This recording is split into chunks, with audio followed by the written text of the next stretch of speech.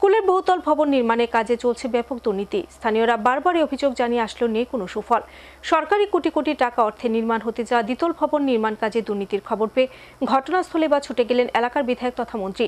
ঘটনা কলসি দ্বাদশ শ্রেণী বিদ্যালয়ে নিম্নমানের কাজ সরজমিনে খতিয়ে দেখে বেজায় ক্ষোভ ব্যক্ত করেন মন্ত্রী শুক্লাচরণ নোয়াতিয়া। বিষয়টি দপ্তরের আধিকারিকদের দৃষ্টিতে নিয়ে গিয়ে প্রয়োজনীয় ব্যবস্থা গ্রহণের আশ্বাস দেন মন্ত্রী। ছাত্রছাত্রী সহ অভিভাবকদের দাবি মেনে কলসি দ্বাদশ শ্রেণী বিদ্যালয়ে সরকারিভাবে গড়ে উঠছে দ্বিতল ভবন। আর এই ভবন নির্মাণের কাজ চলছে দীর্ঘদিন ধরেই নিম্নমানের হচ্ছে শুনে ঘটনাস্থল পরিদর্শন করলেন এবার মন্ত্রী শুক্লাচরণ নোয়াতিয়া। জলাইবাড়ী বিধানসভা কেন্দ্র থেকে জয়লাভের পর থেকে নির্বাচনে দেওয়া প্রতিশ্রুতি পালনের প্রতিজ্ঞাবদ্ধ মন্ত্রী শুক্লাচরণ নোয়াতিয়া। তিনি জলাইবাড়ী কেন্দ্রটিকে মডেল বিধানসভা হিসেবে গড়ে তোলার জন্য কাজ করে চলেছেন।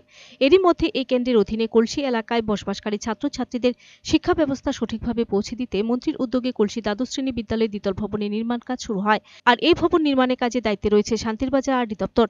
এই কাজে দেখাশোনা করছেন জলাইবাড়ি ঠিকাদার সঞ্জয় বিশ্বাস। জানা যায়, ঠিকাদার সঞ্জয় বিশ্বাস মন্ত্রীকে বদনাম করতেও রাতারাতি বড়লোক হবার আশায় পুরাতন সামগ্রী ব্যবহার করে নতুন ভবনের নির্মাণের কাজ করছেন।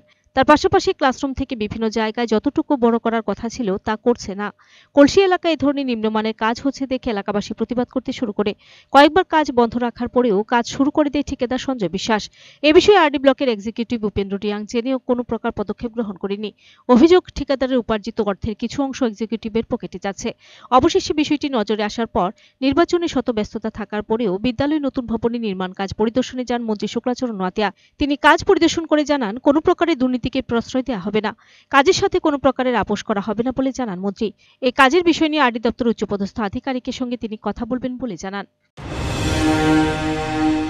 করে থাকে তাদেরকেও আমরা বারবার সতর্ক করে এসেছি, বলে থাকি যাতে কাজের কোয়ালিটি যাতে মেনটেনেন্স থাকে, কোনো ধরনের আমরা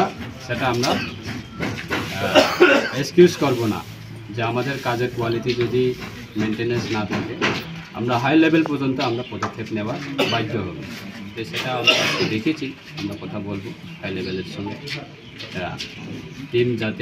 হাই লেভেল টিম যাতে এসে স্পট ভিজিট করে এবং পরবর্তী সময়ে কী করা দরকার সেটা দপ্তর করবে, সরকার করবে। এবং আমরা কোনো দিনে এক্সকিউজ করব না যদি কাজের কোয়ালিটির যদি মেনটেনেন্স না থাকে। আমি প্রথম শুরু থেকে আমি বলে এসেছি, এখনও বলে থাকি, আগামী দিনেও অন্তত জলাইবাড়ী বিধানসভা কেন্দ্রের মধ্যে যে কোনো উন্নয়নমূলক কাজ হোক, ঠিকাদার যাতে কোনো ধরনের ব্যাড কোয়ালিটি যাতে কোনো ধরনের কাজ যাতে না করে সেই ক্ষেত্রে। Bureau report, search entertainment.